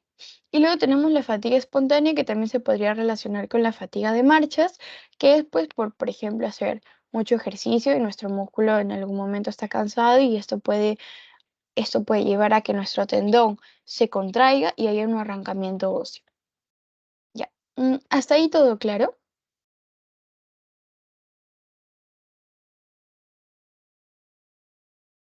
Mm, mm. Sí, todo claro. Ya, perfecto, gracias. Ya, Bueno, entonces, ¿cuáles van a ser los primeros auxilios de las fracturas? Como siempre, vamos a inmovilizar al paciente por sobre y por debajo de la zona fracturada. Supongamos que nuestra zona fracturada sea nuestra rodilla, no sé ya, nuestro codo. Tenemos que inmovilizar desde la parte de arriba de nuestro codo y por la parte de abajo. Porque así para prevenir que como hay una fractura, el hueso está partido, pues no se agrave más la situación. Y después de movilizarlo, vamos a trasladar al paciente, no mover, bueno, moverlo, pero mover al paciente, no mover la zona de la fractura. Luego, descubrir el sitio de la fractura. ¿Por qué? Porque de repente es una fractura que está sangrando y no lo podemos observar. Luego también prevenir el shock más que todo hipovolémico, porque justamente como esa fractura puede que sangre, también puede que tengamos un shock hipovolémico. Y trasladar al paciente en un medio adecuado a un centro de salud. Bien, ese sería los primeros auxilios. Y el tratamiento, pues, tendrá una serie de pasos. Primero, pues, en su TEO, primero ponen la administración de analgésicos. ¿Para qué? Por ejemplo, de esta manera evitamos que haya mayor contracción muscular de la que probablemente ya haya justamente por el traumatismo que acaba de pasar. Luego vamos siempre a inmovilizar al paciente. Vamos a inmovilizarlo de varias maneras. Por ejemplo, con una férula blanda. Una férula es como una tablilla, por así decirlo. Una tablilla que vamos a poner alrededor de la zona fracturada para que la mantenga inmóvil. Puede ser blanda, como es, por ejemplo, férulas de cartón. No sé cómo funciona muy bien, pero bueno, no son tan resistentes. Luego tenemos las rígidas, que pueden ser tablas de madera. También cuando vamos a hacer la inmovilización, podemos o no realizar una tracción blanda o una tracción esquelética. Cuando nosotros hablamos de tracción, es que nosotros vamos a jalar eh, la fractura o el hueso para tratar de ponerlo en su lugar, pero esto no lo puede hacer pues cualquier persona, sino lo tiene que hacer un personal capacitado, ¿no? De repente nosotros lo hacemos y empeoramos más la fractura y no sé, le provocamos algo más. Entonces, mucho cuidado con eso. Luego tenemos la reducción. La reducción es como, por así decirlo, la solución de nuestra fractura. Vamos a tener dos tipos de reducciones, la incruenta y la cruenta. Ya, esto sí, por favor, resáltenlo, me olvidé resaltarlo. Ya, la incruenta y la cruenta. La incruenta es vamos a hacer ese movimiento, como lo vemos acá, de tracción y contratracción, es decir, vamos a mover el huesito de manera manual. Puede ser solamente hecho por una persona o puede ser hecho por más de una persona si pues la localización de esa fractura es bastante grande. Y en la incruenta no necesitamos un tratamiento quirúrgico, no necesitamos una cirugía. Mientras que en la cruenta sí o sí necesitamos una cirugía. ¿Por qué? Porque probablemente la gravedad de la fractura sea mayor y simplemente con hacer pues este movimiento manual no vamos a poder arreglar la fractura. Y justamente con la reducción viene la fijación, que es, como dice su nombre, para fijar el hueso que está roto, ¿no? Vamos a tener dos tipos de fijaciones, la interna y la externa. ¿Cuál va a ser la diferencia, no? Que, por ejemplo, me olvidé decirles, esta fijación se va a dar cuando la reducción sea cruenta, es decir, cuando sí o sí necesitemos una cirugía, ¿no? Entonces, a su vez, esta cruenta puede ser interna o externa, que sería la fijación. En la interna vamos a ver, en los dos tipos de fijaciones vamos a ver que se ponen clavos, se ponen tornillos, etcétera, ¿no? Pero ¿cuál es la diferencia? Que en la interna, pues no se van a ver al exterior, sino van a ponerse dentro del cuerpo. Y a esta fijación interna se le va a llamar, pues, mecanismos de osteosíntesis. Se le llama osteosíntesis, ¿por qué? Porque este tipo de material que van a usar, ¿no? Para la fijación interna va a hacer que la regeneración ósea, la regeneración del hueso, sea mayor y sea más constante y sea más rápida. Y luego tenemos la fijación externa, que pues igual le vamos a poner al paciente clavos, tornillos, etcétera, pero pues se van a poder observar, ¿no? O sea, desde afuera. Bueno, eso sería más que todo la reducción incruenta, cruenta. La incruenta se corrige de manera manual y no necesita una cirugía, mientras que la cruenta sí necesita una cirugía. Ya, luego, vamos a tener complicaciones de nuestras fracturas. En general vamos a poder clasificar a las complicaciones en dos. En las complicaciones agudas, que son las complicaciones agudas, ya. Se pueden presentar desde el mismo momento, desde que de que el paciente pues, se ha producido esa fractura hasta 2 semanas después, y las complicaciones crónicas que ocurren pues, pasadas 2 semanas en adelante. Es decir, las agudas se pueden observar desde el mismo momento en que ha pasado esa fractura hasta las 2 semanas posteriores, y las crónicas se pueden observar desde 2 semanas después hacia adelante. Dentro de las complicaciones agudas, por ejemplo, tenemos la más frecuente, que es la necrosis avascular. La necrosis avascular ocurre cuando el hueso dañado o el hueso se va a fracturar. Y pues lamentablemente esa parte que se ha fracturado del hueso también comprometía arterias, o por esa parte del hueso pasaban arterias, ¿no? Entonces, más que todo, esta necrosis avascular ocurre cuando se daña la metáfisis, que sería el cuello del hueso, y pues justamente habíamos dicho que esta metáfisis está bien irrigada, ¿no? Entonces, cuando hay una fractura en esta parte, en el cuello, ya, perdón, ya, en el cuellito,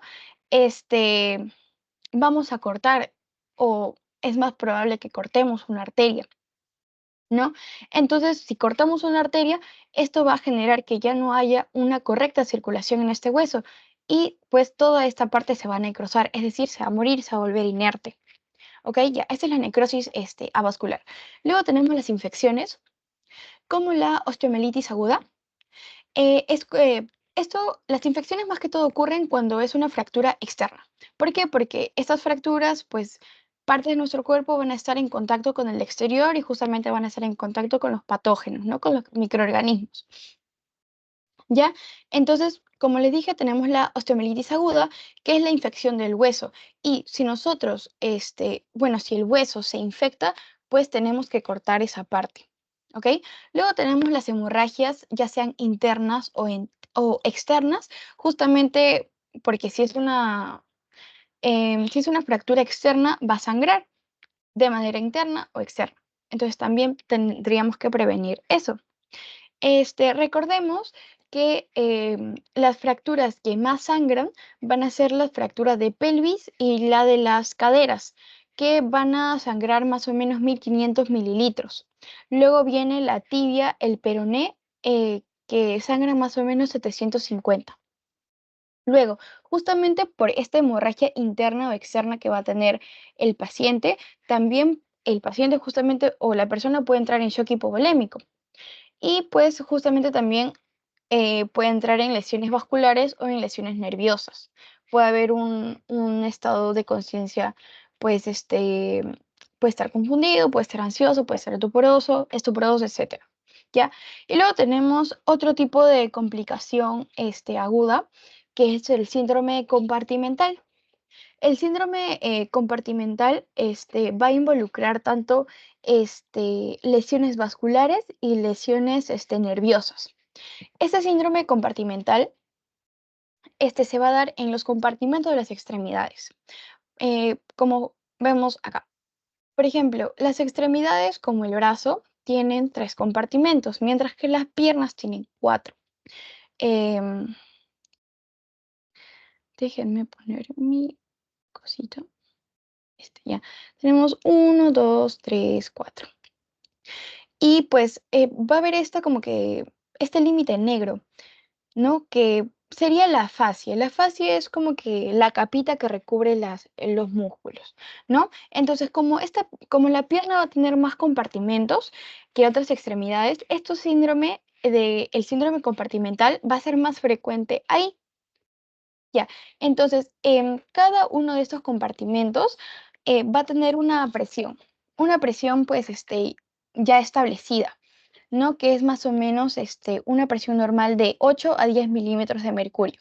Sin embargo, cuando hay una fractura en la pierna, pues va a haber todo esto, que va a haber una hemorragia, va a haber, por ejemplo, bueno, hemos visto que va a haber una inflamación, y justamente porque va a haber una inflamación, los compartimentos van a aumentar su volumen y van a aumentar tanto, tanto, tanto, que van a llegar a un punto que se llenan más de lo que pueden soportar. Y la presión justamente se va a incrementar. Se puede incrementar de un 30 a 40, se puede incrementar hasta 30 a 40 milímetros de mercurio. Entonces, este síndrome compartimental, justamente cuando tenemos esto, vamos a poder observar que la zona va a estar brillante. Es porque la piel va a estar hinchada, o también llamada edematosa, ¿no?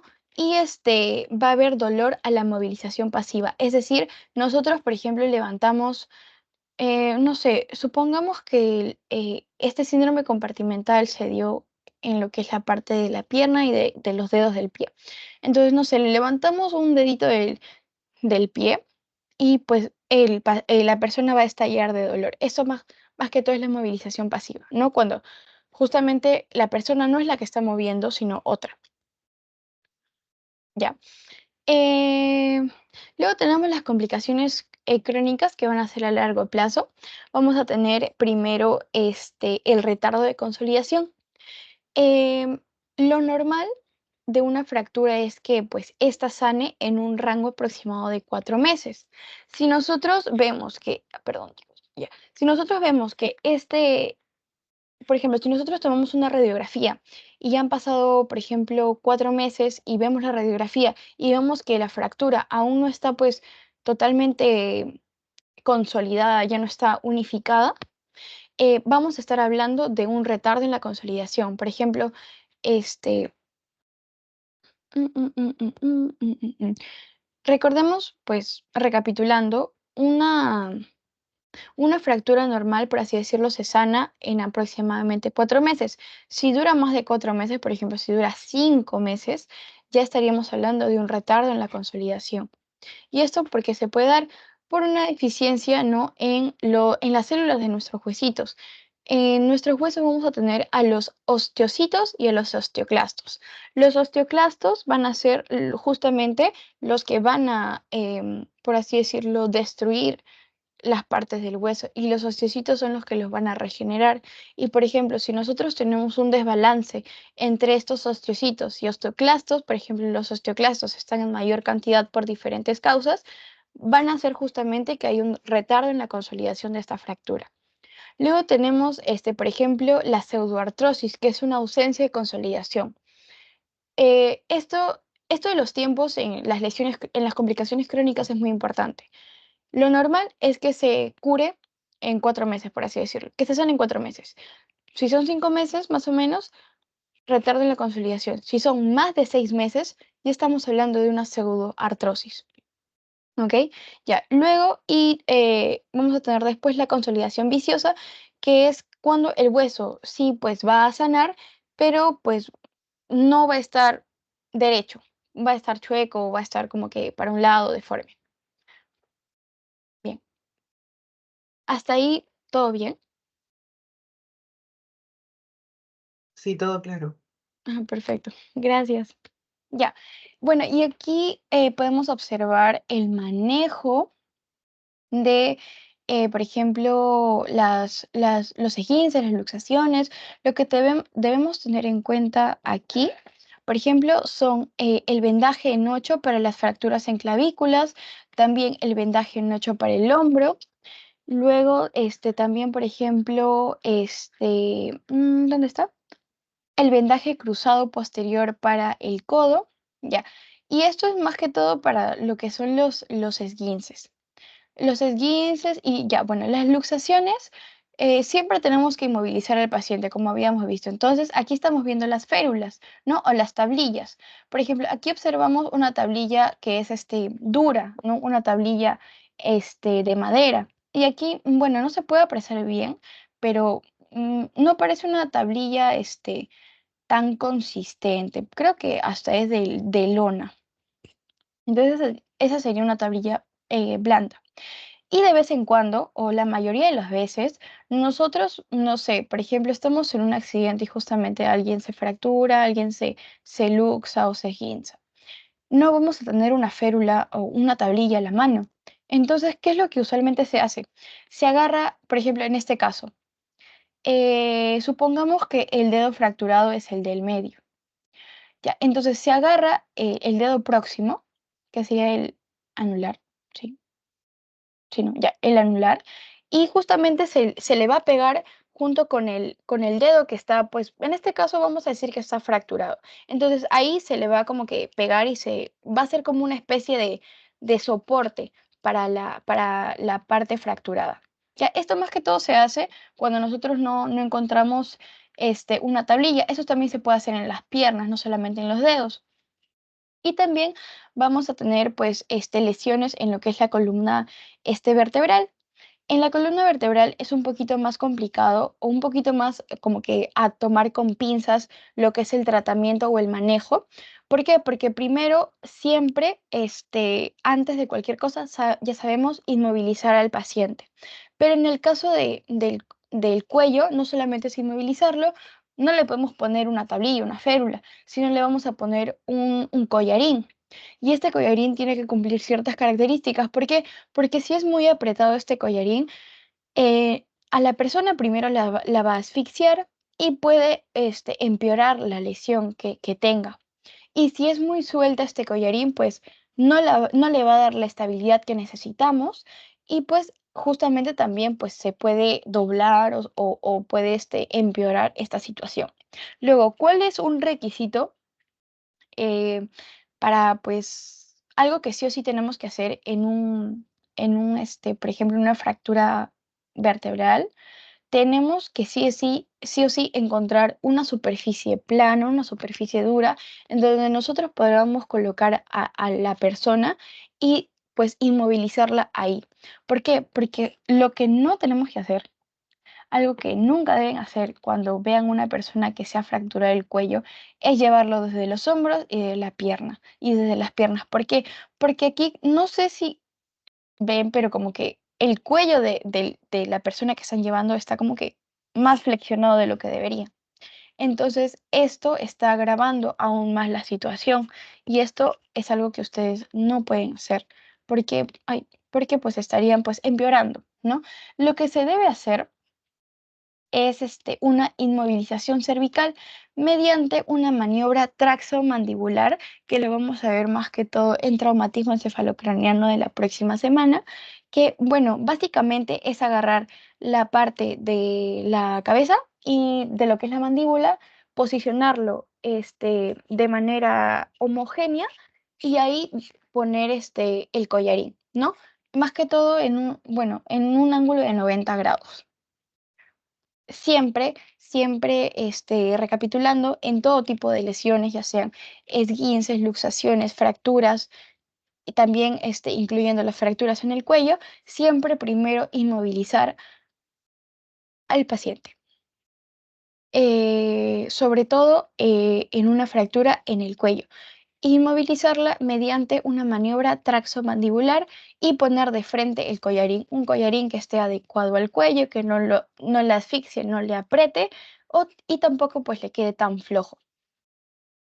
Siempre buscar una superficie plana, una superficie dura en donde podamos nosotros posicionar a la paciente y trasladarla.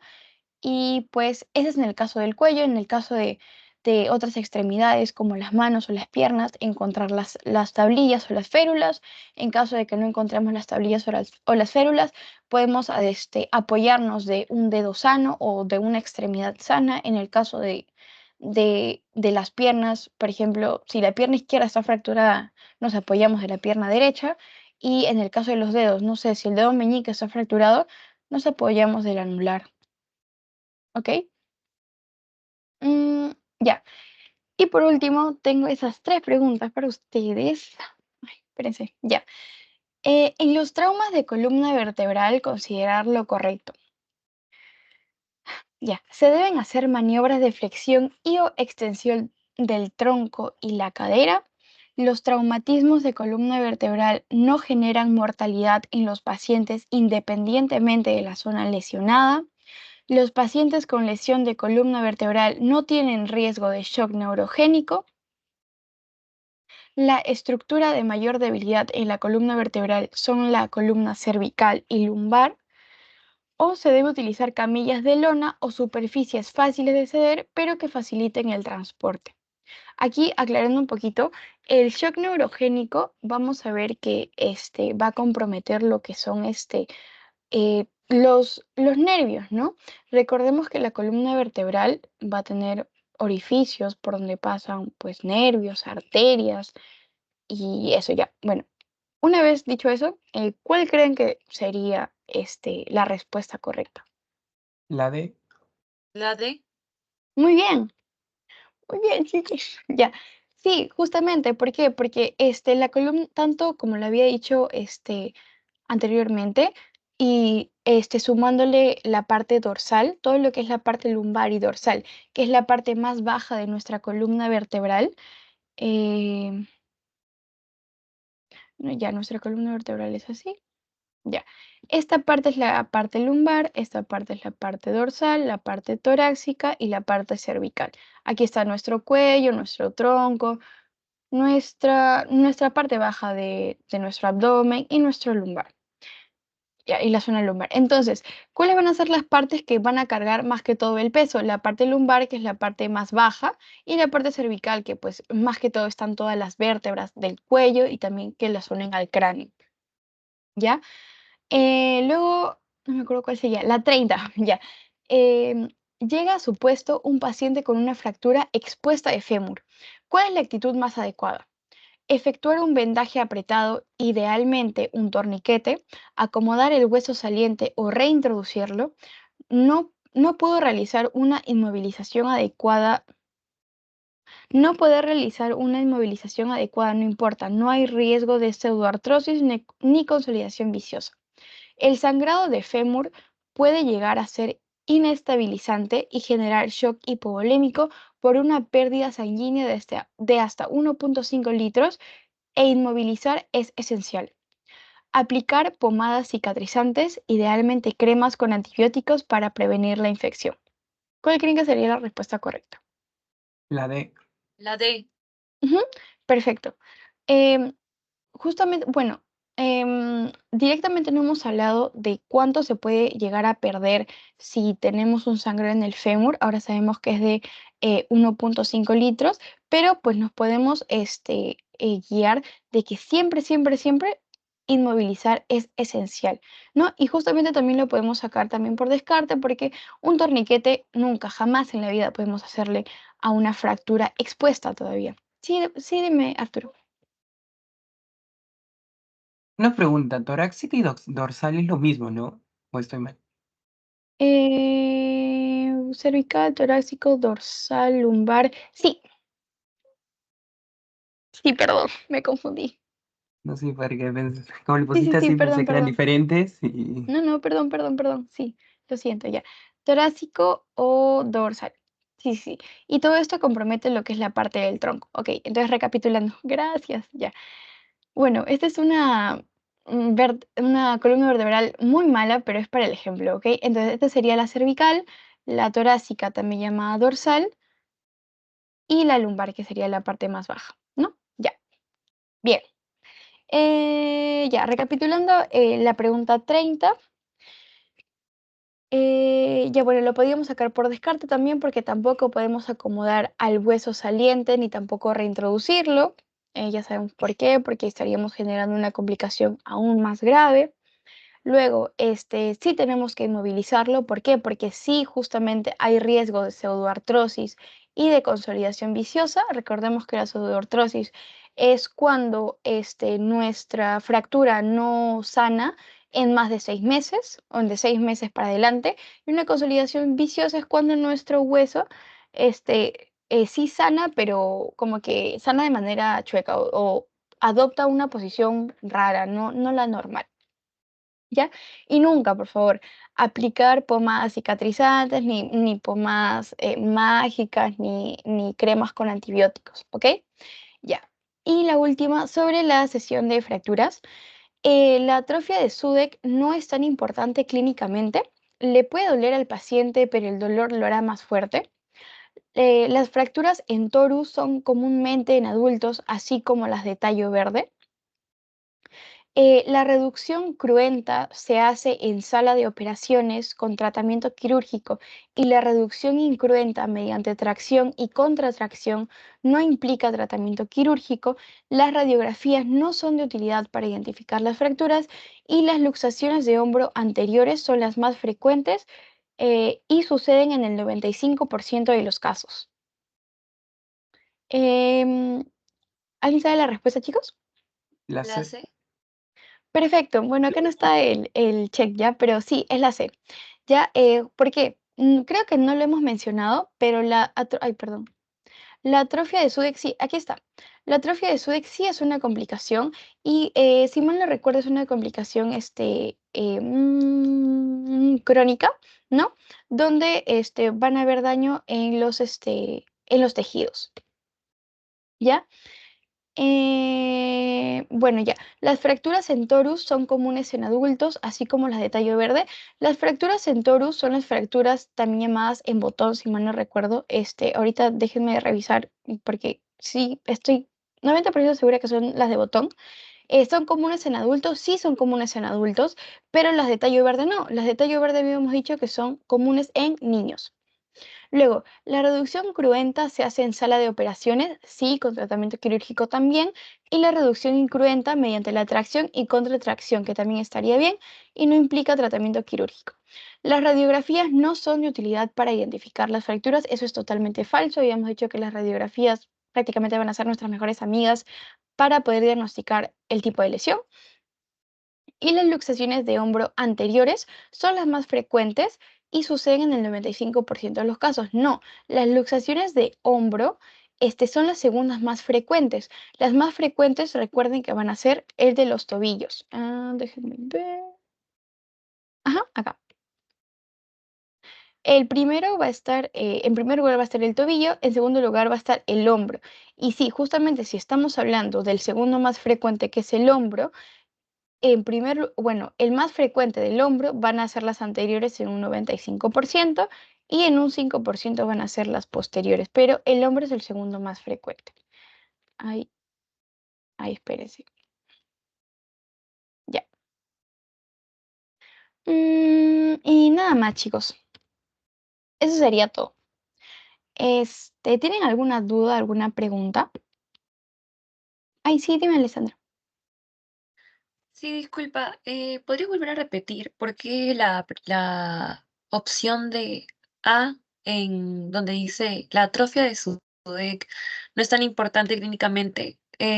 ¿Podrías volver a repetir por qué no esa era la respuesta? Sí, sí, perfecto. Ya, a ver, déjame borrar todo esto. Ay, espera. Bueno, no lo puedo borrar. Creo que fue porque puse mantener. Bueno, ya. Ay, me voy a copiar esto. Ya, ya. Entonces, habíamos dicho acá que la opción A es la atrofia de Sudeck no es tan importante clínicamente. De hecho, sí es importante. ¿Por qué? Porque es una complicación. Esta atrofia de Sudeck, le puede doler al paciente, pero el dolor lo hará más fuerte, como que es relativo, ¿no? Nos están pidiendo la opción correcta. Entonces, como que si nosotros planteamos que la A es la correcta, sí, la atrofia de Sudeck sí es una complicación, pero acá nos están diciendo que no es tan importante clínicamente, cuando es totalmente lo contrario, porque sería una complicación de tipo crónica, ¿no? Entonces, no sé si me dejo entender. Sí, muchas gracias. Ok, no hay problema. ¿Tienen alguna otra pregunta, duda?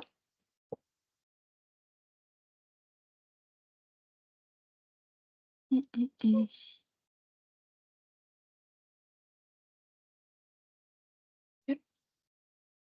A ver en el chat.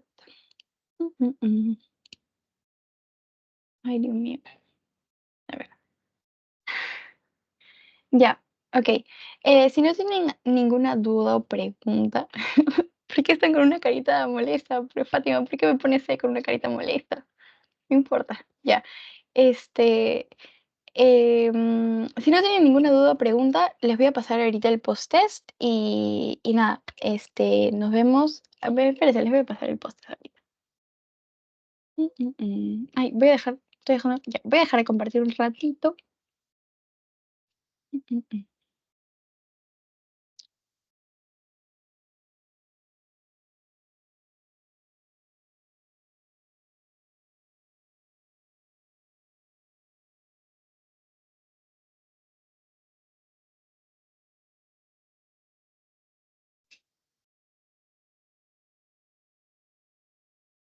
Ya, chicos.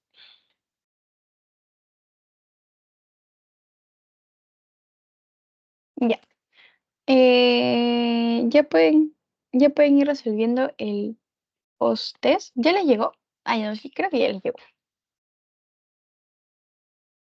Ya bueno, chicos, entonces cualquier duda o pregunta que tengan, por favor, siéntanse libres de preguntarme y yo con mucho gusto les voy a contestar. Y nada, me pueden, ya voy a cortar la grabación. Nada, gracias chicos, nos vemos en la próxima. Espérense, no